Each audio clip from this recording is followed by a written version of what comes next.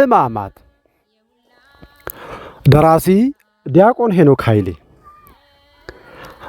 አዘጋጅ ገብረ መስቀል ወርቅነህ የሁላችን ጌታ አዳም ቅጠል በልቶ ባመጣው በሽታ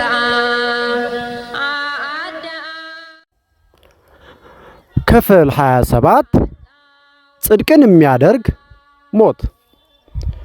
ሞት ክርስቶስን ለ3 ቀናት በላይ ይይዘው ዘንድ አልቻለምና ጌታችን ከሞት መንጋጋ ወጣ። በዚህም የሶምሶን እንቆቅልሽ ትክክለኛውን ፍቺ አገኘ። መስፍኑ ሶምሶን ለሚዜዎቹ ከበላተኛው ውስጥ መብል ወጣ፣ ከብርቱም ውስጥ ንፍጥ ወጣ ብሎ እንቆቅልሽ ነግሯቸው ነበር። ሚዜዎቹም ሚስቱን ወትውተው መልሱን ካገኙ በኋላ ከማርስ የሚጣፍጥ ምንድር ነው? ከአንበሳስ የሚበረታ ማን ነው? ብለው መልሰውለት እንደነበር ልብ እንላለን። ሶርያዊው ሊቅ ቅዱስ ጳጳሱ ያዕቆብ ዘስሩግ የሶምሶንን ሕልም ፍቺውን ያገኘበትን ትርጉም ሲናገር በክርስቶስ ሞት ነው ብሎ እንደተናገረ ይጠቀሳል። የሶምሶኑ ታሪክ በመጽሐፈ መሳፍንት ምዕራፍ 14 ቁጥር 14 ላይ እንደሚገኝ ልብ እንላለን። እንደ ሊቁ ትምህርት ከበላተኛው መብል ወጣ፣ ከብርቱም ውስጥ ጥፍጥ ወጣ የሚለው እንቆቅልሽ ውስጥ ብርቱ በላተኛ የተባለው ሞት ነው ይለናል። ሞት ለዘመናት የሰው ልጆችን እየበላ በብዙዎቹ ላይ ብርቱ ሆኖ ከቆየ በኋላ አሸንፏቸው ነበር። በዕለተ ዓርብ ግን ሞት ብርታቱ በክርስቶስ ኃይል ደከመ።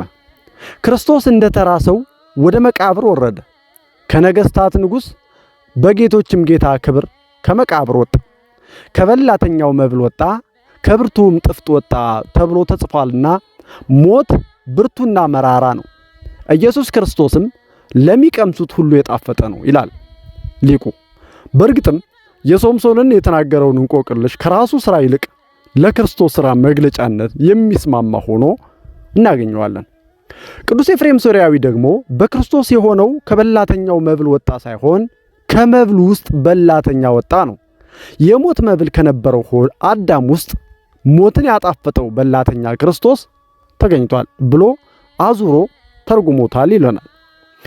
ነገሩን አልን እንጂ የናዝራዊው የሶምሶን እንቆቅልሹ ብቻ ሳይሆን የሕይወት ታሪኩም ጭምር ለክርስቶስ ምሳሌነት በቂ ማሳያ ነው።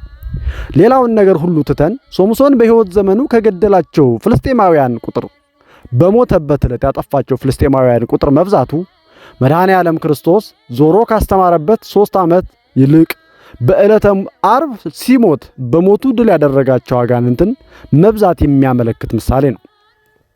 ቤተ ክርስቲያናችን ከጌታችን ትንሣኤ ይልቅ የሚያስደንቃት መሞቱ ነው። ስለ ሞቱ የማይሞተው ሞተ ስትል፣ ስለ ትንሣኤው ግን የማይነሳው ተነሳ አትልም። ትንሣኤና ሕይወት እኔ ነኝ እንዳለው ትንሣኤ መነሳቱ ሕይወትም ሕያውም መሆኑን ሊሆን የማይችል ክስተት አይደለም። መሞቱ ግን እጅግ አስደናቂም አስገራሚም ነበር። የማይሞተው ሞቷልና፣ ሞትን ይሽረው ዘንድ ሞቷልና፣ ሙታናችንን ያድነን ዘንድ ሞቷልና እያልን የምንቀድሰውም ስለዚህ ነው። አስደናቂውና የጌታችንን ሞት ተከትሎ ታላላቅ ታምራት ተደረጉ። የቤተ መቅደስ መጋረጃ ከላይ እስከ ታች ከሁለት ተቀደደ፣ ምድር ተነዋወጠች፣ አለቶች ተስነጣጠቁ፣ መቃብራትም ተከፈቱ፣ ተኝተው ከነበሩትም ከቅዱሳን ብዙዎቹ ተነሱ ተብሎ በማቴዎስ ወንጌል ምዕራፍ 27 ቁጥር 51 እስከ 52 እንደተጻፈው ሁሉ ይጠቀሳል። የቤተ መቅደሱ መጋረጃ መቀደዱ መልእክቱ ጥልቅና ተምሳሌታዊ ትርጉሞችን የሚሰጥ ነው። ይህንን ቤተ መቅደስ አፍርሱት ያለው ጌታችንን አይሁድ መቅደስ የተባለ ሰውነቱን በመስቀል ላይ በሰቀሉትና በሞተበት ቅጽበት እናቱ ከድንግለ እስራኤል ጋር ወይም ከደናግለ እስራኤል ጋር ተካፍላ የፈተለችው የቤተ መቅደሱ መጋረጃ ተቀደደ። መቅደስ የተባለውን ጌታን ልብሱን እንደገፈፉት የቤተ መቅደሱ ልብስ ተገፈፈ ይለናል ቅዱስ ኤፍሬም ሶርያዊ በድርሳኑ ላይ። እርሱ ስለ ቤተ መቅደሱ ክብር ቤቴ የጸሎት ቤት ትባላለች፣ እናንተ ግን የወንበዴዎች ዋሻ አደረጋችኋት ብሎ የቤቱ ቅናት እንደበላችሁ ቤተ መቅደሱ ደግሞ በተራው ስለ ፈጣሪው ቀና ተብሎ እንደተጻፈለት የተነገረ ነው። አይሁድ እንግዲህ በእግዚአብሔር ላይ የስድብ ቃል ሲሰሙ ልብሳቸውን እንደሚቀዱ ቤተ መቅደሱም የፈጣሪን መሰደብ ሰምቶ በሐዘን ልብሱን እንደቀደደ ሊቃውንተ ቤተ ክርስቲያን ይናገራሉ። ወተሰጠ መንጦላዕተ ምኵራብኒ ያኤምር ሀበ ሐዘነ ምኵራብ በእንተ ስቅለቱ ለእግዚእነ ወያአምሩ ከመ ጸሪፈቶሙ ሀበ እግዚአብሔር ኮነ ዝንቱ ወለማዶሙ ውእቱ ሶበ ይሰምዑ ጸሪፈ ላዕለ እግዚአብሔር ይሰጥጡ አልባሲሆሙ ተብሎ በትርጓሜ ወንጌል በግዕዝ ዘመርጦ ለማርያም እንደተነገረ ማለት ነው። እንግዲህ ሊቃውንተ ቤተ ክርስቲያን የመጋረጃውን መቀደድ ከሊቀ መላእክቱ ከቅዱስ ገብርኤል መንፈሳዊ ቅናት የተነሳ በተወረወረ ሰይፍ እንደሆነ ያስተምሩናል። እንግዲህ በሃይማኖተ አበው ላይም ባለሟሉ መልአክም አላውያንን ያጠፋቸው ዘንድ ሰይፉን በእጁ መዞ ያዘ፣ ይዞም ከመላእክቱ መካከል ወጣ። የክርስቶስም ቸርነቱ በከለከለችው ጊዜ መልአክ የቤተ መቅደሱን መጋረጃ በሰይፉ መታው፣ ቀደደውም፣ ከላይ እስከታችም ከሁለት አደረገው ተብሎ በሃይማኖተ አበው ዘአትናቴዎስ ምዕራፍ 27 ቁጥር 14 ላይ እንደተነገረ ልብ እንላለን ማለት ነው። እንግዲህ ይሁዳ ጌታን የሸጠበት የደም ገንዘብ የወረወረበት ቤተ መቅደስ ሐዘኑን መጋረጃውን በመቅደዱ አሳይቶናል። የቤተ መቅደሱ መጋረጃ መቀደድ በሰውና በእግዚአብሔር መካከል የነበረው የጥል ግድግዳ የመፍረሱ ምልክት ነው። እስከዛን ጊዜ ድረስ ሊቀ ካህናቱ እንኳን ወደ ቤተ መቅደስ በመጋረጃ አልፎ ሲገባ ሲንቀሳቀስ እንዲሰማው በእግሩ ላይ ቃጭል አስሮ ነበር የሚገባው። ምናልባትም ተቀስፎ ሞቶ እንኳን ቢሆን ጎትተው ለማውጣት እንዲችሉ ወይም እንዲቻላቸው ከእግሩ ላይ እስከ ውጪ የሚደርስ ገመድ ይታሰርበት ነበር። ያ የጥል ዘመን ግን በመድኃኔ ዓለም ክርስቶስ ተወገደ ወይም ተቀደደ ሲል የቤተ መቅደሱ መጋረጃ ተቀደደ ማለት ነው። እርሱ ሰላማችን ነውና ሁለቱን ያዋሃደ በአዋጅ የተነገሩትንም የትእዛዛቱን ሕግ ሽሮ በመካከል ያለውን የጥል ግድግዳን በሥጋው ያፈረሰ፣ ይህም ከሁለታቸው አዲስ ሰውን ይፈጥር ዘንድ ስለምን ያደርግ ወይም ሰላምን ጸጥታን ያደርግ ዘንድ ጥልንም በመስቀሉ ገሎ በእርሱ ሁለታቸውንም በአንድ አካል ከእግዚአብሔር ጋር ያስታርቅ ዘንድ ተብሎ በኤፌሶን መልእክት ሐዋርያው ቅዱስ ጳውሎስ ምዕራፍ 2 ቁጥር 14 እስከ 16 የተናገረለት መድህን ክርስቶስ ነው። ቅዱስ ኤፍሬም ሶርያዊ እንግዲህ የመጋረጃው መቀደድ ከአይሁድ ካህናትና መንግስት የመነጠቁ ምልክት አድርጎ ወስዶታል። ለሳኦል የእስራኤል መንግስት ዛሬ ካንተ ተቀደደች፣ ካንተ ለሚሻልም ለጎረቤት አሳልፎ ሰጣት የሚለውን ቃለ መጽሐፍ በማገናዘብ የመጋረጃው መቀደድ ልክ እንደ ሊቀ ካህናቱ ልብሱ መቀደድ የስልጣኑን ማለፍ የሚያሳይ መሆኑን ያብራራልናል። በአንደኛ ሳሙኤል ምዕራፍ 15 ቁጥር 28 ላይ ተጽፎ እንደምናገኘው ማለት ነው። እንግዲህ አክሎም በመቅደሱ ላይ ያደረው መንፈስ እግዚአብሔር በወልድ መሰቀል ምክንያት ከመቅደሱ ተለየ ተብሎ ተነግሯል። ኢትዮጵያዊው ሊቅ ቅዱስ ርቱዐ ሃይማኖት ከቅዱስ ኤፍሬም ጋር ተባብሮ የትንቢቱ መንፈስ ሲወጣ የምኩራቡን መጋረጃ ቀደደው፣ ክህነትና መንግስት ከያዕቆብ ወገን ወደ አሕዛብ ይመለስ ዘንድ የአብርሃምን በረከት ወደ አሕዛብ ይሄድ ዘንድ ነው። ዛሬ የእስራኤል ስንፍና ለሁሉም ሕይወት ሆነ ልንል ይገባናል ብሎ ተናግሯል። ሌላው የመጋረጃው መቀደድ መንፈሳዊ ትርጉም የሰው ልጅ ስለ አምላኩ ያለው ዕውቀት ከዕለተ ዓርብ በኋላ የመጨመሩ ምልክት መሆኑን ነው። ይህንን ሐሳብ ቅዱስ ጎርጎርዮስ ዘእንዚናዙ የሰማይ ምስጢራት ተከፈቱ፣ ተከሰቱ፣ ተገለጡና መጋረጃው ተቀደደ በማለት አስቀምጦልናል።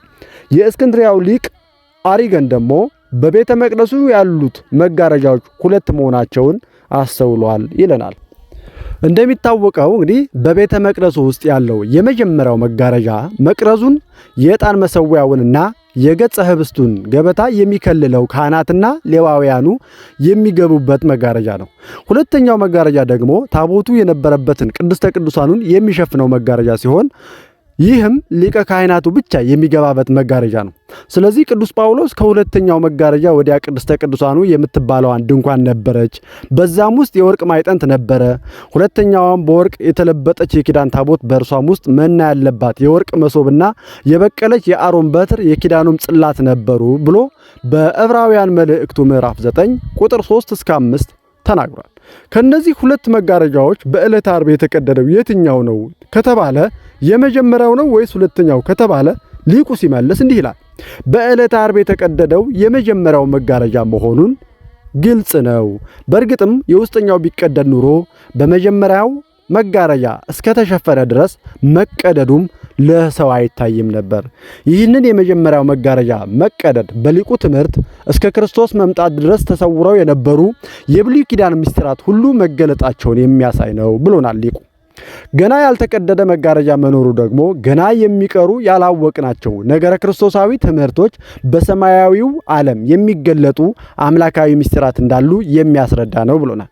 ከእውቀት ከፍለን እናውቃለን ያለው ሐዋርያው ቅዱስ ጳውሎስ በአንደኛ ቆሮንቶስ ምዕራፍ 13 ቁጥር 8 ላይ ከእውቀት ከፍለን እናውቃለንና ከትንቢትም ከፍለን እንናገራለንና ፍጹም የሆነ ሲመጣ ግን ተከፍሎ የነበረው ይሻራል እንዲል ማለት ነው። ከቤተ መቅደሱ መጋረጃ መቀደድ በኋላ የጌታችንን ሞት ተከትሎ መቃብራች ተከፈቱ። ተኝተው ከነበሩት ከቅዱሳን ብዙዎች ተነሱ። ከትንሣኤውም በኋላ ከመቃብሮቹ ወጥተው ወደ ቅድስት ከተማ ገቡና ለብዙዎችም ታዩ ተብሎ በማቴዎስ ወንጌል ምዕራፍ 27 ቁጥር 51 እስከ 52 ተጽፎልናል። የመድኃኔ ዓለም ክርስቶስ ሞት የሕይወት መገኛ ለመሆኑ ማሳያው እንግዲህ ክርስቶስ ቅድስት ነፍሱን ከቅዱስ ሥጋው ወይም ከቅዱስ ሥጋው ሲለይ ሙታን ከመቃብር መነሳታቸው ነው። በሞቱ ሕይወትን የሰጠን አምላክ በታላቅ ድምፅ በመጮህ ምክንያት ሙታን ከመቃብር ተነሱ። አልዓዛር አልዓዛር ብሎ የተጣራበት ቃል አልዓዛርን ከሞት እንዳስነሳው በታላቅ ድምፅ መጮሁም ብዙዎች እንዲነሱ አድርጓቸዋል ይለናል። ወዛ አንስኦም ውእቱ ቃለ መድኃኒነ ዘየመርህ ላዕለ ዝንቱ እስመም ቃሉ ተንስኡ ወእም ተንስኦቱ አልዓዛር ተአውቀ እንዲል የብሉይ ኪዳን ነቢይ ኤልሳ ከሞተ በኋላ ሰዎች አንድ ሰው ሊቀብሩ አደጋ ጣዮች አዩ። ሬሳውንም በኤልሳ መቃብር ጣሉት። የኤልሳንም አጥንት በነካ ጊዜ ሰውየው ድኖ በእግሩ ቆመ ተብሎ በሁለተኛ ነገሥት ምዕራፍ 13 ቁጥር 21 ላይ እንደተጻፈ ማለት ነው። ከሞተ በኋላ በአጥንቱ ሙት ያስነሳው ነቢይ ኤልሳ ከሱ በስተቀር ማንም ሰው አልነበረም። ራሱ ሞቶ ሕይወትን መስጠት የሚችል ከቶ ማን ነው? ራሱ የጠፋ ሻማ በሌላ ሻማ ላይ ብርሃንን ሊለኩስ ይችላልን? ይህ የቅዱሳን አጥንት የከበረ መሆኑን የሚያስረዳ ተአምር እጅግ ድንቅ ነው። ይህ ተአምር እውነተኛ ትርጉሙን ግን ያገኘው በዕለተ ዓርብ እርሱ ሞቶ ለተነሱት ሙታን ሕይወትን በሰጠው በመድኃኔ ዓለም ክርስቶስ እንደሆነ ቅዱስ ኤፍሬም ሶርያዊው ይናገራል ማለት ነው። መድኃኔ ዓለም በዛች ዕለት ለሰዎች የታዩ ሙታንን አስነሳ እንጂ በሞቱ ሕይወትን የሰጠውና ከሞት ያዳነው ግን በበደላችን ሙታን ለነበርን ለሰው ልጆች ሁሉ ነው። በውዳሴ ማርያም ጸሎታችን እንግዲህ ዘዚያነ ሞተ ነሳ ወእንቲያሁ ሕይወተ ወሀበነ የእኛን ሞት ተቀብሎ የእርሱን ሕይወት ለእኛ ሰጠን ብለን የምናመሰግነው አምላካችን እንግዲህ ይህንን ያደረገ ለሁላችን እንደሆነ ልብ ልንል ይገባናል ማለት ነው። ቅዱስ ያሬድ በድጓው እንዲህ ይላል። ከድንግል የተወለደው ምን እንበለው? በምን ስንመስለው? የዱር አንበሳ ነውን? ወይስ ከራዲዮን የተባለ ነጭ ወፍ ነውን? በማለት እንደዘመረ መድኃኒታችን ኢየሱስ ክርስቶስን ከራዲዮን ከተባለው በሮማውያን ስነ ሐተታ በስፋት ከሚነገርለት ነጭ ወፍ ጋር ያመሳስሉታል። ይህ ነጭ ወፍ ወደ ታመመ ሰው መጥቶ አፉን በበሽተኛው አፍ ጋር ገጥሞ ትንፋሹን ሲወስድ የሰውየውን በሽታ ወደ አፉ የሚሸጋገር ሲሆን ያ ሰው ግን ከሞት ይድን ነበር። ቅዱስ ያሬድ በዚህ ወፍ ስም ክርስቶስን ሊጠራው የወደደው የሁላችንንም ሞት እንደዚሁ ወፍ ወስዶ የእርሱን ሕይወት ግን ለእኛ እንደሰጠን ለማመልከት ነበር። ጌታችን በዕለተ ዓርብ ከመቃብር ያስነሳቸው የእነዚህ ብዙ ሙታን ጉዳይ በእኛ ቤተ ክርስቲያን ሊቃውንት ዘንድ የብዙ ውይይትና ምርምር መነሻ ነው። የመርጦ ለማርያሙ ብራናው ትርጓሜ ወንጌል በእነዚህ ሙታን ዙሪያ የሊቃውንቱንም የምርምር ጥያቄዎች ዘርዝሮ አስቀምጧቸው እንደሆነ ልብን ልንል ይገባናል። እነዚህ ሙታን ጌታችን በምን አስነሳቸው? ለምን አስነሳቸው? ብዙዎች የተባሉት ስንት ናቸው? በትክክል የተነሱበት ሰዓት መቼ ነው? ወደ ቅድስቲቱ ከተማ ገቡ የተባለው መቃብራቸው የት አካባቢ ሆኖ ነበር? መቼ የሞቱ ሰዎች ናቸው? ወንጌሉ ከቅዱሳን ብዙዎቹ ተነሱ ሲል በምን ምክንያት ቅዱሳን ብሎ ጠራቸው? ኢየሩሳሌም ሲገቡ ምን ተከሰተ? ከተነሱ በኋላስ በኢየሩሳሌም ምን ያህል ጊዜ ቆዩ? ይበሉ ይጠጡ ነበርን? መጨረሻውስ ምን ሆነ? የሚሉ ጥያቄዎችን እንግዲህ የሊቃውንቱ መነጋገሪያዎች ነበሩ።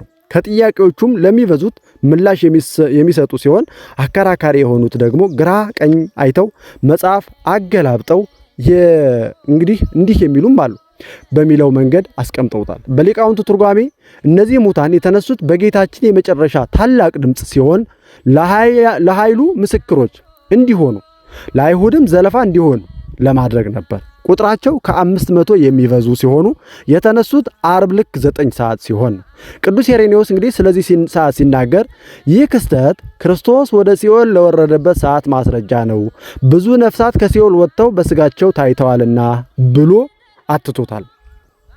ከትንሣኤ በኋላ ከመቃብሮች ወጥተው ወደ ቅድስቲቱ ከተማ ገቡ የሚለው ቃል መቃብራቸው ከኢየሩሳሌም ከተማ ውጪ እንደነበረ የሚያስረዳ ሲሆን ከትንሣኤ በኋላ የሚለው ደግሞ መንገዱ የራቀ መሆኑን የሚያስረዳ ነው። አንዳንድ ሊቃውንት ግን መቃብሩ ከኢየሩሳሌም ፊት ለፊት ባለው በደብረ ዘይት ሊሆን እንደሚችል የጻፉም አሉ። ሌላው ጥያቄ እነዚህ ሙታን መቼ የሞቱ ናቸው የሚለው ነው። ከሞቱ ብዙ ዓመታት የሆናቸው ናቸው ወይንስ በቅርብ ዓመታት የሞቱ ናቸው? ቅዱስ ኤጲፋኒዎስ ለነዚህ ለብዙዎች ታዩ የሚለው ቃል ሲተረጎም ከሚያውቋቸው ለብዙዎች ታዩ፣ ምክንያቱም የሞቱትና የተነሱት ከዚያ ጊዜ ብዙ ሳይርቅና የተቀበሩ ነበሩና ይለናል ማለት ነው።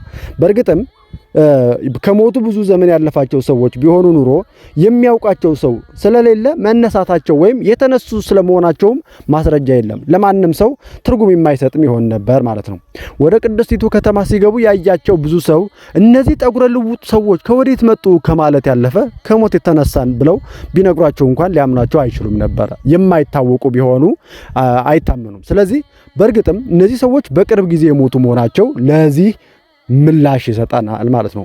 እሙንቱሰ ኢኮኑ እምሰብ ለሞቱ ቅድመ ሶበሰ ኢኮነ በዝንቱ ጾታ እያይመርዎ ሰባ ኢየሩሳሌም አላ ኮኑ እምቅሩ በዘመን ከመያይመርዎ ሰብ ሰዎች ያውቋቸው ዘንድ አለ ከቅርብ ዘመን ሆኑ እንጂ እነዚህ አስቀድመው ከሞቱ ሰዎች ወገን አይደሉም። እንደዛ ባይሆን ኑሮ የኢየሩሳሌም ሰዎች ባላወቋቸው ነበር ተብሎ በትርጓሜ ወንጌል ዘመርጦ ለማርያም ግዕዝ ላይ ተጽፎልናል። ከዚህ በተጨማሪ እነዚህ ሰዎች ቅዱሳን ተብለው የተጠሩ አንዳንዶች በክርስቶስ አምነው የሞቱ የነበሩ ስለሆኑ ሲሆን አንዳንዶቹ ደግሞ ከተነሱ በኋላ ባደረጉት እምነትና ምስክርነት ምክንያት ነው። እንግዲህ ወደሚያውቋቸው የኢየሩሳሌም ሰዎችና ወደ ቤተሰቦቻቸው ሄደው ምን አደረጋችሁ ብለው እንደጠየቋቸው፣ ስለ ክርስቶስ መሰቀል እንደገሰጿቸው፣ ለእናንተ ወዮላችሁ እርሱ ግን መጥቶ እኛን አስነሳን፣ ሞትን ገደለው፣ ሞትና ሲኦል ድል አደረገው ብለው ሞትና ሲኦልን ድል አደረገው ብለው እንደ መሰከሩላቸው ሊቃውንተ ቤተክርስቲያን ያስረዳሉ። አሌለክሙ እስመ ውእቱ መጻ ወአንሳአነ ወአሞቶ ለሞት ወኬዶ ለሲኦል ተብሎ እንደተጻፈ ማለት ነው። በዛች ዕለት በክርስቶስ ታላቅ የጩኸት ድምፅ መቃብሮች ቢከፈቱ የተለሰኑትም መቃብሮች የጻፎችና የፈሪሳውያን ልብ ግን አልተከፈተም። አሁን ልብ ልንል የሚገባን ልስን መቃብር የኛ ልብ ወይም ያን የነበረው የጻፍት ፈሪሳውያን ልብ ግን አልተከፈተም። ሙታን የክርስቶስን ድምፅ ሰምተው ሲነሱ የካህዲዎች ጆሮ ግን አልሰማም። በማቴዎስ ወንጌል ምዕራፍ 23 ቁጥር 27 ላይ እንደተጻፈ ተከስቱ መቃብራት ወሰሙ ሙታን ወአዘኒሆሙ ለካህዲያን ይሰምዓ እንዲል በግብረ ሕማም ዓርብ መዓልት 6 ሰዓት ላይ የሚነበበው ግብረ ሕማም ከሞት የተነሱት ሙታን ምስክርነት የተቀበሉና በክርስቶስ ያመኑ እንዳሉ ሁሉ የዘበቱባቸውና ምስክርነታቸውን ያልተቀበሉም ብዙዎች ናቸው። ሙሴና ነቢያትን የማይሰሙ ከሆነ ከሙታንም እንኳን አንድ ቢነሳ አያምኑም ተብሏልና በሉቃስ ወንጌል ምዕራፍ 17 ቁጥር 31 ይሄ ሁሉ ተፈጽሟል ማለት ነው። ቀጣዩን ክፍል በቀጣይ ክፍል እንመለከተዋለን። ወስብሐት ለእግዚአብሔር ወለወላዲቱ ድንግል ወለመስቀሉ ክቡር። ይቆያል።